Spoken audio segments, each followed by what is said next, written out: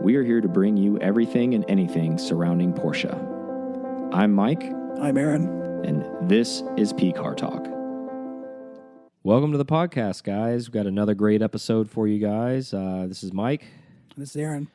And we got some good stuff coming down the pipe. So got a good episode. We're going to discuss some rumor mill stuff today. Also discuss a little bit of one of our builder guys that we want to talk about. It'll tie into some of our rumor mill stuff. And we'll also go over any questions that we have out there on the net. So, Aaron, take it away. What we got on the rumors? All right, so I'm sure you've heard this. Maybe you haven't. That the GT3 might be getting some turbos. Wow. Oh, no. So, well, there's a lot of debate. There's been a few articles written. Nobody's confirmed that they're getting turbos as big as really, it's really suspect. From what I know, on the ring, they're doing some testing and no turbos to be seen. No turbos yet, huh? Yeah, so it's. I don't think they're going to go down that path. Just because, why would you compete with your GT2? Why would you compete with your own line? Yeah, that's a good point. Car? That's a great point. You're just taking. Now, is it? Let me play devil's advocate for a second. Is it going to be one of those things that you think that they'll be required to do it from an emission standpoint?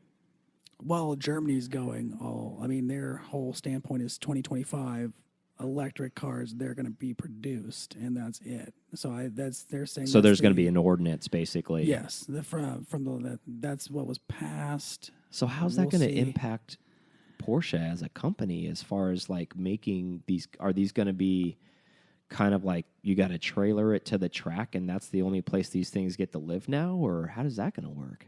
That seems to be the case. I mean, you still have all the old cars that are not meeting the emission standards of today still being used. So that's going to be the case. And you're also seeing a lot of Porsche really putting it in all electric with the Taycan and stuff like that. Yeah. So that's why they're doing such a big effort. Makes sense. But yeah, I don't see them. I don't see them ever doing the GT3, keeping it a natural experience of being all motor, no turbos. But I would see that if it comes to an emissions thing, that it's going hybrid. Has to. That's where I would see it going. So more instead of turbo, more maybe kind of an electric helper motor with a naturally aspirated motor is kind of what you're thinking. Maybe it might still happen. Keeping it GT. Yeah, and not going against. That makes sense, GT2 though. line. That makes sense. Instead of boosting the car, I've kind of heard that same rumor around. A lot of people, I know not this model, not the 992. But possibly moving forward, down the line, GT3, I don't know, next gen maybe might be a turbo. That's been thrown around a lot. Man, it would be a shame if they ended up going that way because that is the only naturally aspirated car in their lineup right now. Isn't that right? Yeah, I mean, but they could also try it like they tried to do just PDK, and then it was enough hoopla and screaming about it that they brought back a manual. Exactly. So, I mean, is it really going to take your pure driving experience away? That's what they said about the 992s and the line of 991s. They lined up these turbos, and now it's not. Nobody's really complaining about it, and you're able to tune it so much easier and getting more power out. That's of a good them. point, right? It's a aftermarket paradise in the sense you kind of can, Porsche makes it safe. As far as don't blow the motor up, and then, you take it to your aftermarket independent guy, and then he's like, well, you're flirting with death, but you got a pretty powerful car and sounds pretty sweet. So there is that. I mean, there is. There's tweaks. There's finessing where it can be within a safe range for sure. But yeah, I mean, if they do it, it's going to be for emissions, I guess, but I just don't. It doesn't make sense. That would. What do you the think the first time. fallout's going to be? Do you think the Porsche faithful is going to be pissed, or like what do you think on that? Well, now you have an all-wheel drive GT2. Yeah. So there's that. Yeah. I mean, you're still going to be able, but you're not going to be. It would be a competitor in the sense that they're both GT cars, but there's a weight difference because you got the front weight of the all-wheel drive. Mm-hmm. If they, do all that. So they also could discontinue making it, like limited production run on GT2 because they've done that, right? They made the past GT2s for like maybe a year, 2 years, stops production for 3-4 years, 5-6 years, maybe not making it, but the GT3 is still around. So maybe they already have the motor, right? Maybe it's already in the GT2, and that's they true. stop making the GT2 and they just kind of detune it a little bit, and now it's a a GT3. That's true. Maybe they stop it. That's stop production of the GT2, and then now all you have is a GT3 with no other thing in the lineup to. Yeah, I really hope that doesn't happen because, I mean, I'm kind of old school when it comes to that sense. You have people that are saying, well, naturally aspirated isn't all the, the hoopla that it is. And Chris Harris even makes a point, with the new 488 Ferrari. He's like, these turbos are so good. Same thing with the GT2 RS. There's no lag. There isn't this old school 930 where it's build, and then punch. They're responsive. They have low end torque. They figured out how to do all that stuff now. But I think that's just kind of something we talked about in one of our previous episodes. If they do that, maybe that's one step closer away from being pure motorsport, right? Yeah, I can see it, but they've been leaning towards that since the 997. When you do that, when they had the GT3 hybrid that they were racing, so it's been a long outlook for them to be going green, if that's what you want to call it, towards that direction. So, but it's still going to be motorsport. They're still going to have that heritage of what they have already, and it's still going to be the same thing when you hop in the 911. It's going to go 0 to 60 in 0.5 seconds. Yeah. I mean, it's 0.5 of a second, and it'll be extreme. Yeah. I'm sure. It'll blow your face off still. Exactly. I think one of the things that it makes me a little bit sad about it, I guess maybe because I'm getting older and I'm turning into a curmudgeon, I'm like, oh, well, all the cars used to be naturally aspirated. Now they're all turbocharged, and maybe it takes away from like my thinking and stereotype, and maybe I need to change because the turbo car was the special car, right? Like that was the innovative car from Porsche, back in the day where it was turbo. So it's like, wow, that's a turbo. It had bigger fares. It was accentuated. Everything was about it was special. And everybody else was naturally aspirated. And those were the guys that are like, I like the throttle response. I'm a road racer. I only need 200 horsepower. I'm fine. Now it seems like, Porsche is caught up in that horsepower war. Everything is gobs and gobs of power. And I guess, the closest thing we have is the 911T, where they tried to kind of throw back, which is like, 40 pounds lighter than a regular Carrera. It's a feeble attempt at trying to make a 911T from the 70s. I don't know. It's 911T-esque. Yeah. I guess. Yeah. It's very, very true. It's like it's going to be anything. We'll have to wait and see what direction they take with their motorsport lineup. Yeah, fingers crossed that maybe the GT3 doesn't go turbo. I don't know. Tell us how you guys feel out there in the comments. You can find us at PCar, at PCar on Instagram. Put us in the comments. Let us know what you guys think. If you guys are excited about the turbo, maybe want to keep it naturally aspirated. What are your thoughts on that? I mean, we told you our standpoint on it. And like I said, maybe I'm just too old school. I just want something still with that naturally aspirated high whine. I don't want... And another thing, we go back to exhaust a little bit. Let's talk about this a little bit more. That turbo muffles that exhaust sound. It will. I mean, and that's that GT3 and GT3 RS and that 9,000 RPM range. They just have epic. A sound. Yeah, it's so great. Nothing sounds like it. Nothing will ever sound like it except those cars. Yeah, unless you're running on a track and you have a cup car or something, like that's it. And you want to drive something on the street, they take that away from us. I don't know, man. Now, there's a couple guys running around the States with a cup car. Yeah, it's true. I mean, there are ways to do things like that, but nevertheless, that's a big time rumor, big time hit, and like there's a lot of people talking about that. We all know that the new one, they're saying the new one's going to be naturally aspirated, but we're discussing maybe future generations of the rumor mill because everything in their lineup's either turbo or hybrid. They've even said that's where things are going there. So I mean, whether you guys want it or not, the standard Carrera is going to be a hybrid someday probably, and it's already a turbo. They already changed that with the 991.2. Yep.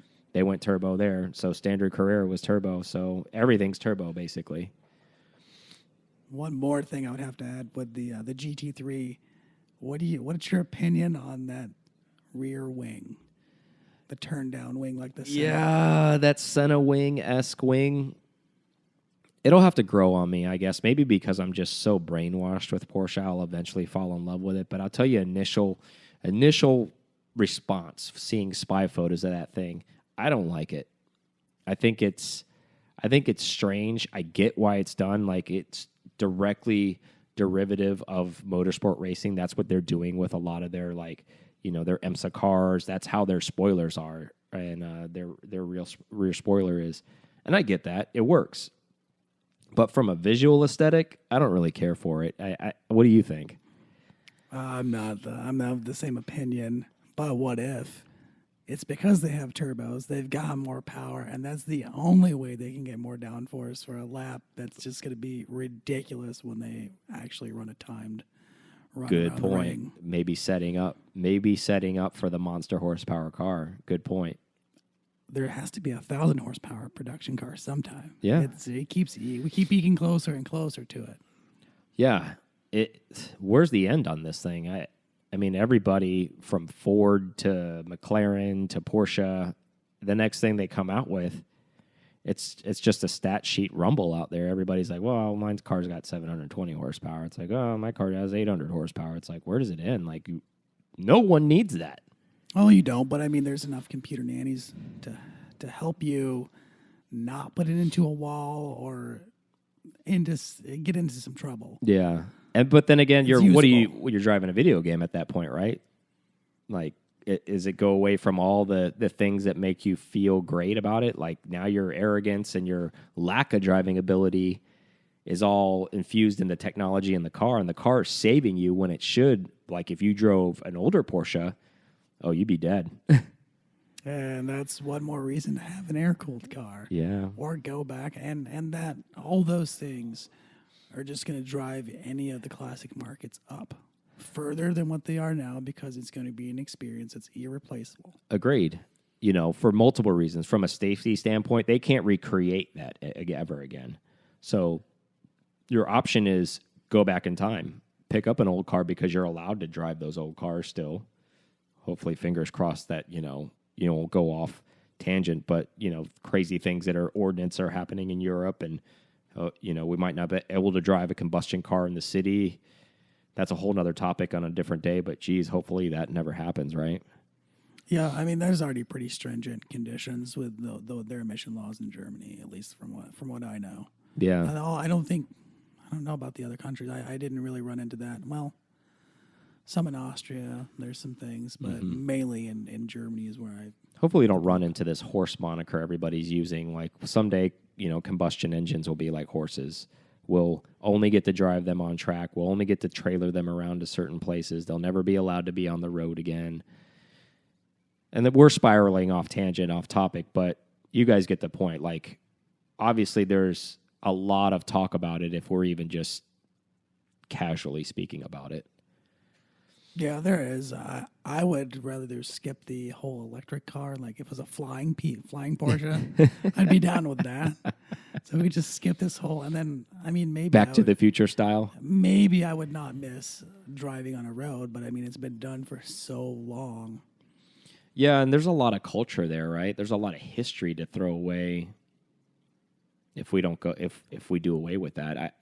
Hopefully, I mean, I hate to sound selfish, but maybe I hope I'm dead and gone when that day happens. I don't want to be around because I don't know, I'll be that curmudgeon who's like, I remember back in the day.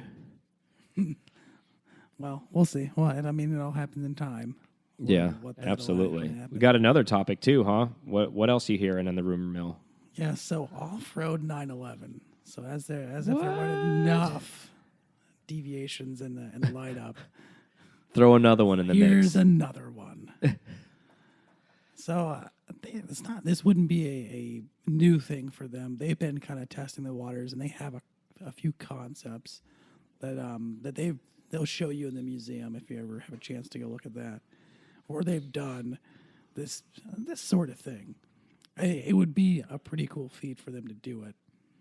I mean, I don't know where they would go with it. I mean, it'd be another case of when they be cutting into their lineup of SUVs, which Yeah. is definitely their bread and butter. But and their Macan, I believe, is based on the C4 chassis or the Carrera 4 chassis. Yeah, I think you're right. So it already semi exists. So to put that into a Safari car, that would be cool for them to, from Stuttgart, produce a 911 Safari car. That would be the absolute Yeah, that'd be pretty wild. coolest thing versus somebody homegrown doing it. So my thought on that, and I thought about this a little bit. Now the car's big and it sits on the ground already, right? Yeah, we did address in a previous episode. Yeah. It's getting bigger. So like anything, when you put a lift on it, it even gets taller, right? Its presence is taller. Center of gravity changes. Exactly. So what's this monstrosity going to look like? Because all the, the livery we've seen, maybe the Dakar Rally cars, these were smaller cars, that they safaried back in the day and rally raced. These are narrow body cars, and we're talking about a big car now. So if we raise that up, what's that going to look like? Well, I mean, if we wanted to go back just a little bit, the 959, they rallied it. So, I mean, Yeah. that was a pretty big car. It was a different take. It was, bigger than the normal 911, obviously. Yeah, that's true. So it's possible. Yeah, and I think they talked about doing it. It would be a limited run. It wouldn't be something that, it would kind of be like in the GT category where they only do several hundred, maybe 1,000, who knows. But it's been talk, and what this is coming from is from one of the chairmen on the board actually was interviewed, and he said he could see that happening at some point, which is, kind of rumor, but, he has influence. He's on the board. It's pretty wild to think about that for a second. Like, we've all seen the 911 air-cooled Safari cars, and I think I've seen some renderings. I don't know if they were accurate. I don't know if they were photoshopped. I can't speak to them, but I've seen water-cooled takes on Safari cars on the internet, and like I said, I've never seen one in person, and they look huge. I mean, absolutely huge. I just couldn't. I want it lower. I couldn't imagine wanting it. The 911 as a rally car. That would be cool, but as a daily, what market are they going after? Probably nothing. It's probably going to be, nobody thought a 935 would come back the way it did with the GT2 that they produced. So, it's another one of those things. And especially if somebody like that, if Von Platten is talking about it, and that definitely gives credence. Yeah, it's definitely Then being it's at least round. thought about. Then it's at least a concept car somewhere. Yeah, they're roundtabling it, right? Yeah. So that's a lot to be said that he's even publicly saying that. So then it goes back to the question, let's go a little bit. It has to do with the topic, but again, are they diluting the brand? Everything that they're making is a spin-off of something else, and they do this, and they're trying to capture that. And where does it end, I guess? Like, we got all of these lineups. We can a la carte a Porsche for you. Anything you want to do with it. Is sky the really limit? Like, does this all come crashing down on them someday? It does seem like the sky is the limit. With their production cars for GT cars, I don't know if you've looked this up, but I was like, there has to be a limit to these GT3 RSs coming in PTS colors. 16% of the cars produced are in PTS colors. Wow. That's insane. 16% of 16% of them. Yeah. That's insane. So not just the normal colors that Yeah. That's I'm following you. That is just incredible that they're taking that many orders. You think it's not a specialty anymore. Exactly. Any color you want, like, that's kind of more the norm, 16%, like you said. That's an incredible number, especially 16% may not sound like that much, but when you do 16% on 2,000 cars made, that's a lot of cars in special one-off colors because everybody has to be special, right? And hopefully nobody ordered the same color, even though, the allocation is hard enough just to get the GT car, and then on top of it to get your PTS, which is, it seems like it may be a lot easier with those type of percentages. Yeah. If that stands true, it's always a number. How accurate that number percentage is, unless it's directly from Porsche. It's interesting because it seems like, once you have that new car, and like I'm always on the market. Seems like there's a lot of those newer GT3 RSs and those GT3s paint to sample cars out there. Maybe because somebody got an allocation and wanted to flip. I don't know the stories behind them, but it seems like there's a lot for sale in the secondhand market with those cars. Well, I'd say it's a good idea. I mean, once you get one and you get in one and you start driving it, it's not exactly a touring 911. And Yeah. that's where they're like, oh, maybe this was a really great idea. I thought I was going to love it. Everybody else has one as well. It got to be great. And they are on track. But dailying them, Yeah, I can't a little imagine. rough, I can't I'm sure. imagine. And probably people got caught up in that hype too. Not that the car's not what it says it is, but as far as that stereotype, that cliche saying of, well, you're not going to lose money. You can drive that car for free. Even, if you get the allocation is what I'm talking about. Like, I mean, I agree with that. I mean, that's why that's got to be the reason that you're seeing so much on the second hand is the thought behind it. Oh, I get not only did I get a GT car, but I got it in PTS. It's got to make more money on it because or at a minimum they're so break even, limited, right? At least. Yeah, it's a wild market out there, and I know you guys know it if you're paying attention, and if you're not, wake up. There's we talked about it in prior episodes. You can follow some of those, and we think it's cooling. There's a lot of special cars sitting around for sale right now. Very true. And that's leaving all the normal cars to just decline from the values that they were sitting at a year ago. Yeah. I mean, 2 years ago probably was the peak. I really think that. I mean, it's definitely all the, and now with the influx of all the new special stuff that wasn't available, and now it just seems like it's unlimited, like there's no production. And it goes back to the dilution, right? Yeah, exactly.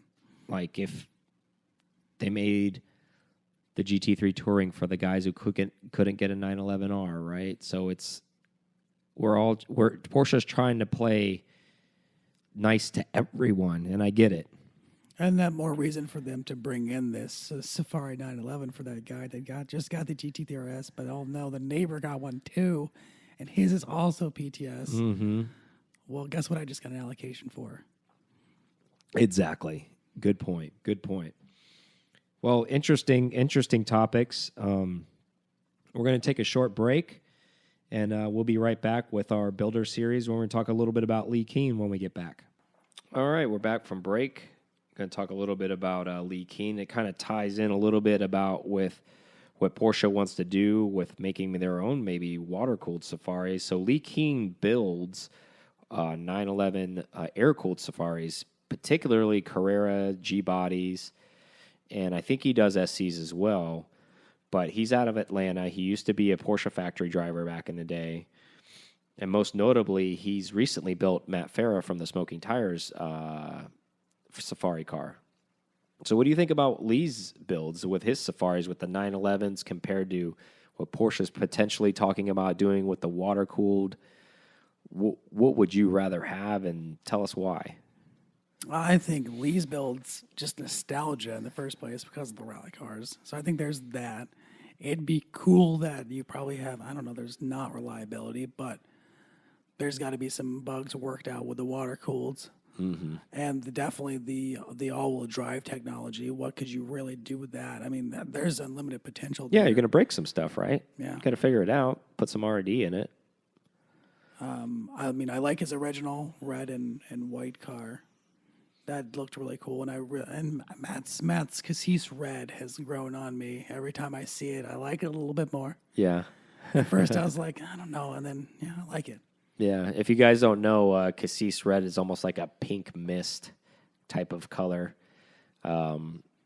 Certain lights it looks pink, certain lights it looks like silvery.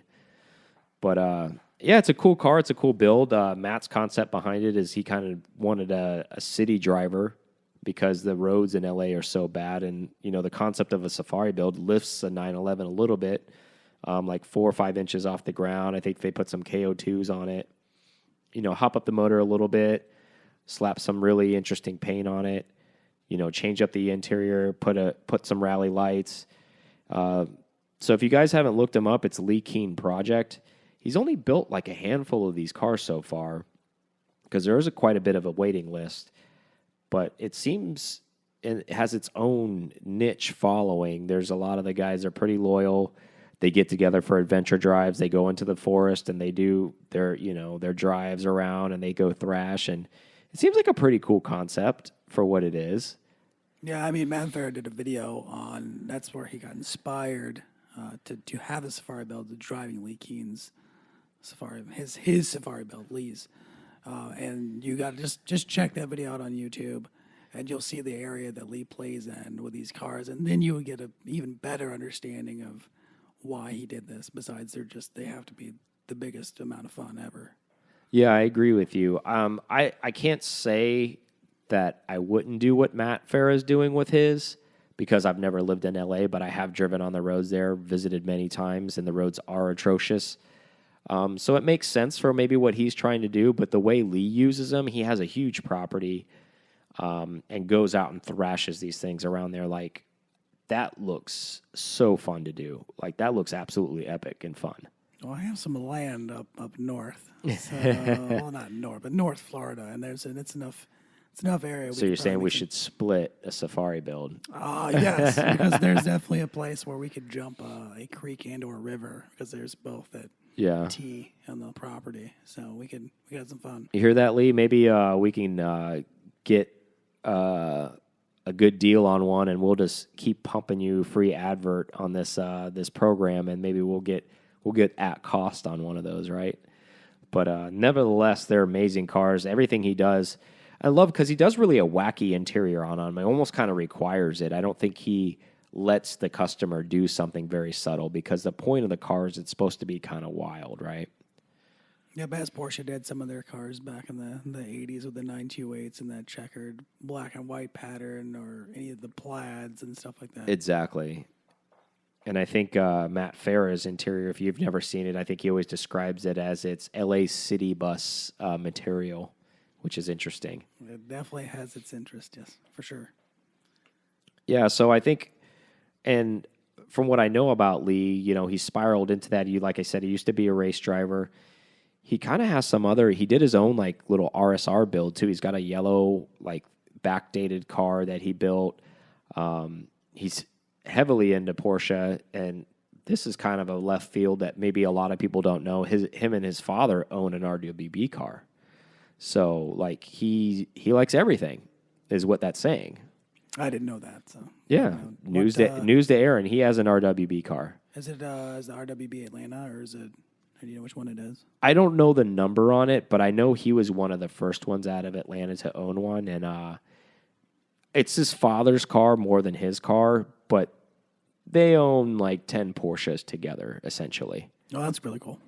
Yeah, and they keep them all in this warehouse in Georgia, and I think one of the Atlanta RWB builds, Lee was there, and he brought his red Safari car to that build and actually like parked it up on a ramp with like half the wheel, kind of like mall crawler style parked. But it was interesting nevertheless. But I really love the cars, and this goes back to like variety, what we talked about in a few other episodes. I mean, you can have anything that you want really with Porsche, which is kind of wild. You can have a straight race car, made for the street. You can have an off-road car. You can have everything. There's all these builders building all these wild things that anything that you want, it's all a la carte. But it's an interesting build nevertheless. Aaron, the way you're talking about it, sounds like you would love to own one of these. Is that correct? Oh, I would. Yeah. No, for sure. I think that would be it's the ultimate combination of being able to. Would you city drive it? I would. I mean, I think Tampa's got some rough spots where it'd be okay. Yeah, it would make sense, you right? You could just do whatever you wanted to do. Urban assault vehicle. Exactly. I mean, maybe the military should consider that. Yeah, that'd be kind of neat. Yeah, a quick way around the city where it could kind of get through anything. I like the idea of it. I like the ethos and the concept behind it. I know they're not cheap. Nope. No, not at all. I think. I don't want to speak out of context, but I think if you bring the car, I think you're looking at $100,000 with the car. Yeah, I think I think you're about right. Yeah, I think it's 100-ish. Yeah. So, whatever you paid for your SC or your G body, plus 100, and then you have a Safari car. But I mean, we're not talking about price like that's like, oh, well, that's no big deal. It is a big deal. But at the same time, if that's your dream car and that's going to be your everyday car and you're going to drive it forever, that really isn't that an insurmountable amount of money to have that car, to have that done. Well, I mean, and also, I mean, you have kind of you have your truck and your car all in one, Yeah. essentially. Which is neat. And I'm sure at that price level, you're going to daily drive the thing, right? Like, of course. And you're not going to be afraid to daily drive it. That's the great part. Yeah, I guess that's the other thing too, is you're not going to be afraid really to do anything with that car. You're going to be invincible, essentially. Yeah, absolutely. You're backed up in parking at a light and you need to get in the right turn lane and there's a curbstone there. Not a problem. Hop that curb, go over that, and then get in that turn lane. You're good to go. But yeah, I mean, amazing cars, amazing builds out of the Lee Keen project. If you haven't seen him, he's on Instagram. Look him up. I think he has some videos on YouTube as well with him thrashing around and doing some great stuff there. I don't know if Aaron met him, but I met him at the Ritz at Works last year at Amelia. Very down to earth guy. Great builder, and we like him a lot. And obviously, he has a appetite for Porsches because he has all types. I mean, I think he just recently picked up a GT3 Cup car as well, too, just to have for fun and like kind of run around for fun. It probably brings him back home a little bit, back to the office. Yeah, absolutely. But transitioning a little bit, we have some viewer questions here. Interesting question. It says, when you're cruising in your 911, do you feel people trying to challenge you to drive faster or even possibly race you? And if so, what do you do in your car? For me, no, because it's mostly stock, so I don't really get the challenges. Well, I could say every once in a while, but I'm grandpa enough, where I'm like, I really just don't care. Yeah. I've done that in my younger days, and nope, I just don't pay him any attention because it's just more liability on my side and time if something was to happen, and there's just too much hassle. I totally to not agree be on with the you. track with it. Totally agree. I think you have that. I think the funny thing about this question is I would answer it with another question.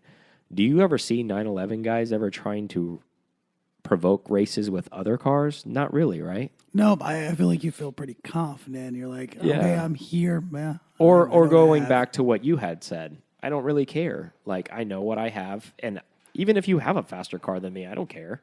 That's not why I bought this car. I didn't buy this car to go road race you around a city street.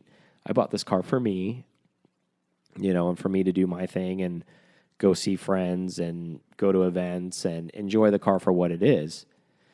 That's very true. And I don't even know that I can recall a time I've seen any GT cars do that, like act crazy. I mean, there are the cases. You see it on Instagram doing donuts and stuff like that. But yeah, just hooning out every once in a while. But like I would say 95% of the time, most of the 911s I see water-cooled or air-cooled are behaving pretty well. Good job, guys. Yeah. Keep up the good work out there. Don't act like a hoonigan, right? But I think at the end of the day, I think it goes back to what we talked about, what made the car so special. Like, you're living in your own world. It's almost like some boy racer's trying to come up and challenge you while you're cruising in your Porsche, or you're going somewhere in your Porsche, and you're like, almost kind of bat them away like a fly. Like, hey, I'm in the zone, man. Get out of here. What are you doing? Like, leave me alone. And you're already, it's definitely a zone, and I don't know if it's this way for you, but it's this way for me, and it's the form of meditation for me, driving anywhere, and that car it just puts me in my own little spot, and I get time to think and a break from everything going on, and that's just the way I feel. Yeah, it's kind of a Zen moment, right? Like, I picked up my 911 today, was at the body shop getting some aero mirrors put on and yada, yada, yada. I won't get into the details. But that 40-minute drive home and I hadn't had the car in a week and a half, and I was like, oh, I miss this thing. Anybody mess with you on the way home? I mean, it's not like you have a quiet car. No, I don't.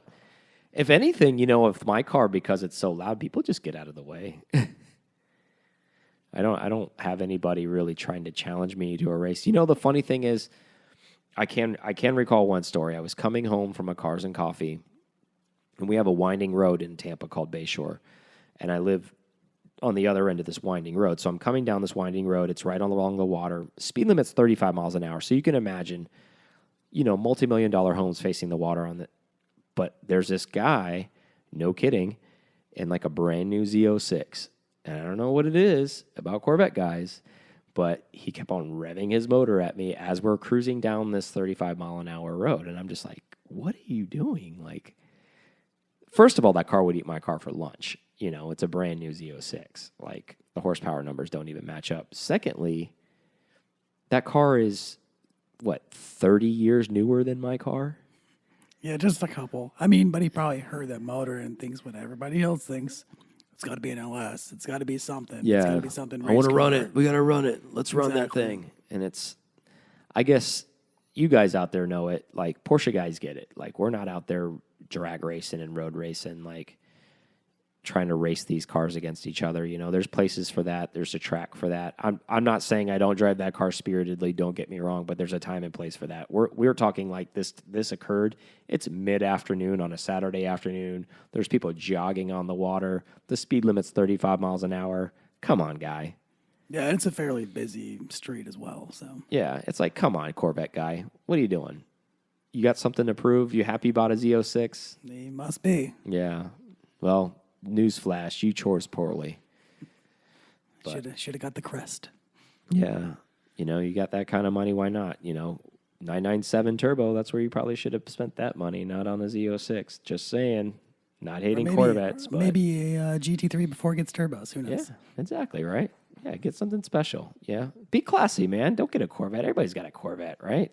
They're like Honda Civics here. You see them everywhere. All right, next question. This is an interesting question. If you had to pick one particular Porsche to drive forever, and you do not get a new car or get to sell this car, this is your forever car, and it has to do everything. New car, old car, one car from the product line, past or present, it doesn't matter. What are you picking? Man, that's a Johnny on the spot question. That is a question of all questions. I could live for it, live with it forever. The car. Who I'd want. My wife was privy to some show notes, and she picked a car. Yeah, let's hear what she said. She's all about. She wants a 991.2 Arena Red Metallic. So a GT3 RS. That's Okay. that's what she's about for the forever. Forever. Yeah. Wow, she's going hardcore like that, huh? Apparently so. So her back's going to be able to handle that for the rest of her She'll life. be Huh? 80 in a carbon fiber, Carbon fiber non-adjustable buckets. bucket. Yeah, that's. We'll see how that goes for her. Yeah, you chose poorly. I don't know. I don't want to go back to my answer of 73 RS because I think that's too. I don't think I would go that far back. There's nothing wrong with that. I think that car might be livable enough, like because there's a. I mean, I don't want to.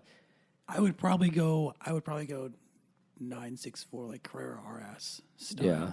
I think that would be my happy place where it's agile enough, it's powerful enough, and still brings in some creature comforts. It's air cooled, water cooled.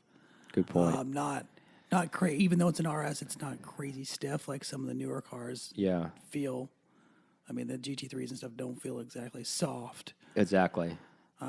So I think Yeah, your I'd wife would probably be going through a lot of front splitters in her lifetime. Well, I mean, and yeah, she would, and I'd be just as happy and comfortable in my Carrera RS. Yeah. Yeah, good choice. I think, honestly, like I had to think about this on the Johnny on the spot when I saw this one, but I would probably pick the 964 turbo at, chassis code 965. That's probably that car I would pick. I'd pick the turbo car. And the reason why I'd pick that car is because it's a forever car, and I'm trying to look at myself as an aging man, still being able to navigate that car without too much physical detriment to myself. I can see that, but you know what's not going to last forever? That turbo. It doesn't You're have right. an infinite life. So Yeah, you're right. But we weren't talking about, they didn't say anything about reliability or rebuilds or any of that I stuff. guess it's true. So We didn't talk about old age. I guess if you're going to keep the car forever, I mean, of course you're going to do the proper maintenance on it. I guess I was kind of thinking I hope of so. the actual ride quality, I guess, long-term ride quality of that car, having a combo of speed, comfort, power, air-cooled, and also, again, the guys that have 993 turbos, don't hate me for saying this, it's rear-wheel drive. It's not all-wheel drive. So I think that's why I pick that model turbo, because you have some stake in the sand to say, hey, I'm the last rear-wheel drive turbo, and I'm manual, and I'm air-cooled. You know, it's like you can check many boxes with that car. If you could only have one car forever, in my opinion, that would be the one.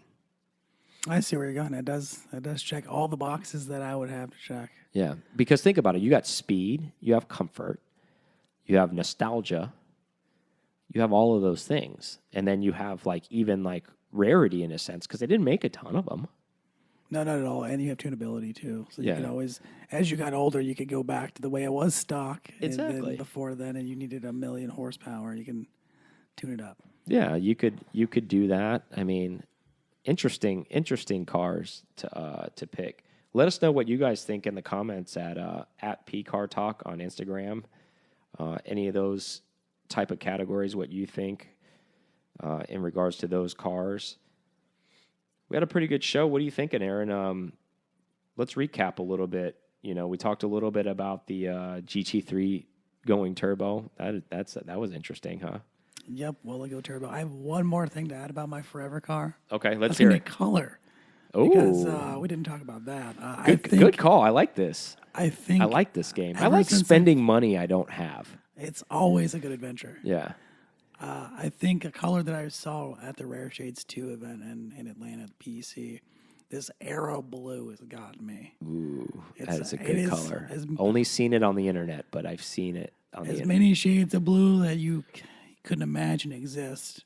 Aero Blue is one of them I like, where it's bright enough and dark enough. It's not Riviera Blue. I think Riviera is too bright for me. I think Voodoo is too dark for me. So it's cutting right in that line in between. That's your sweet So spot. that would be my Carrera RS in Aero Blue. Ooh, I What like would that. your turbo man? I don't even have to hesitate. Jade green. That is it. Kristen might change her color after that. Jade green. 965 turbo. Like that would be the one. I just in love with that color for many reasons. Like the main reason why I really like that color is all the PTS colors that you see out there with all the Miami blues and all the blues and all the variants of all these other colors like lava orange and all that. Tell me how many jade green cars have you seen out there? Once in a video on YouTube, and Yeah, that was it. And it's- that was another Rare Shades event, and when they were having it in Monterey, which I was there, but not at the Rare Shades event. I missed out. I didn't know what was happening, so I'm sad that I missed out. Yeah. And I feel like that car would fit in a little bit what the geographic environment we live in. You know, we live in South Florida, so that's very like poppy type colors. Yeah, I mean, you mentioned Miami Blue, and it almost seems like that should just be a stock Porsche color at this point. Yeah. I think it is in certain markets. I want to say in European markets because they wouldn't allow them for whatever reason, which is really strange. And maybe because they weren't their certain clientele. But I remember one of the people that I saw that I follow, and he has quite a bit of money. He bought a Miami Blue, but it was actually a standard color for European delivery. Because they allow, and the GT3, they weren't allowing him to buy a PTS color for his allocation. That's interesting. Yeah, I mean, you do have to get the extra checkbox for PTS. But Yeah. What a bummer, though, huh? Like, what if you got an allocation and then they say to you, well, you only can pick from this color wheel? How much of a bummer would that be, right? Like, it'd be somewhat. I would be hurt that I couldn't pick my own color, but at the end of the day, it's still a GT car, so it's gonna be some fun. yeah, I mean, I hate to like be a Debbie Downer with that. I think I'd be more bummed out about it. Like, I think because You just cancel that point, like it's BTS or nothing, sir. Yeah. And walk away. honestly, or maybe that's why we see so many of these for sale or something. You know, they're like, well, here's your color wheel and try to pick the most unique color out of that color wheel because you don't get a PTS sample. And it's like, wow, well, I want my dream car, which is a GT Porsche, but I want it in this color. And then they say, well, you can't have it in that color. And you're like, well, why am I spending all this money with you? Well, that and maybe they got it in a color. I mean, I know we weren't going to go to a PTS downward talk, but maybe they got it in a color they couldn't live with afterwards. Maybe they got lizard green and they thought it was the best color ever, and they get it in real life and they daily it, or Yeah, and they're like, "Ooh, this is pretty bright. Oh, that's I'm getting a lot more attention than I thought I would get." that's true. And then it's time. It's time for this to go. Or Yeah. I mean, there's several cases, but yeah, I mean, color is color. Yeah, it's true. And I think everybody's always trying to make their mark, and maybe I'm getting lumped into that because I'm thinking about color and I don't want it. But like it has to be special because it has to be this color. But that's not the my mindset, and I don't know if everybody else who does get an allocations may be thinking that mindset for resale. I'm just thinking it because I want that car to be unique for me. Like I want to be able to walk out to the garage and I want to be like, wow, that color is so special. Well, that and every story behind it too. I mean, Exactly. everything has a story. No matter if you feel like it's a plain little Porsche, it still has a story somewhere. And it's like, oh, well, you can pick from this, and the most unique one on that list is chalk. It's like, oh, great. I went to Cars and Coffee, and I saw 3 chalk gray GT3s, and I never even met the guys, and now we're like buds, and we all have the same car. That's fun. We all meet up and do chalk 911 things. Exactly. So, I mean, it is kind of a bummer that they did that there for a while. They just cut. I get why they did it. It's one of the things that they offered, and then people kind of got out of hand, right? Everybody wanted a PTS color, so they were just like, okay, stop production, change the palette. We need to put this in to spray this particular car. Like, in order to do that, from a production standpoint, must cost them a lot of time to do, I would imagine. I mean, it has to. That's why they have such limited. Well, it seems like limited. We talked about the percentages. It's pretty high colors, but they found a way to sell those cars so fast Absolutely. by offering that one little option that may cost them a little bit in the end, but Yeah. they're still being able to pump them out so much faster than they probably ever were selling GT cars. It's probably an unprecedented number if we went back and looked at production numbers. Yeah. I know we've kind of went on a tangent here, but I'd like to still talk about this for a few more minutes before we run out of time. But the interesting thing about that is like it never used to be PTS. It used to be called Special Wishes, which was a lot of people back in the day. I don't know what it was. Obviously, Aaron and I were very young, and so we weren't car buyers then, but they weren't picking these special colors. Like they were like, no, I'm going to get red. I'm going to get black. I'm going to get silver or whatever you guys offer. I'm not going to. Maybe it was just because of it was the timing of things, like the 80s, the 90s, and people didn't want those outlandish colors. Maybe they weren't that flamboyant to say, I want a ruby stone red car. I want this, painted on my Carrera. But there's so few of those from that era, right? Yeah, that's true. I mean, that thinking back on it, I don't know that I really, until the last few years, have been hearing PTS or even special wishes for colors. Maybe it really wasn't a thing either because, for example, the thing that stuck out to me was, I mean, Bill Gates brought his 959 over, and that wasn't red. Yeah. It wasn't anything. It wasn't any special colors when they was bringing those cars over. I mean, there were a couple, but it's still a rarity. I think people didn't have. I don't want to say they didn't have the imagination because obviously they did, but maybe they just were not informed properly, like where people were having like if they were a Porsche, they weren't going to go and say, "I'm at the Porsche dealership and I want fuchsia," or fill in the blank with whatever color that you want to have.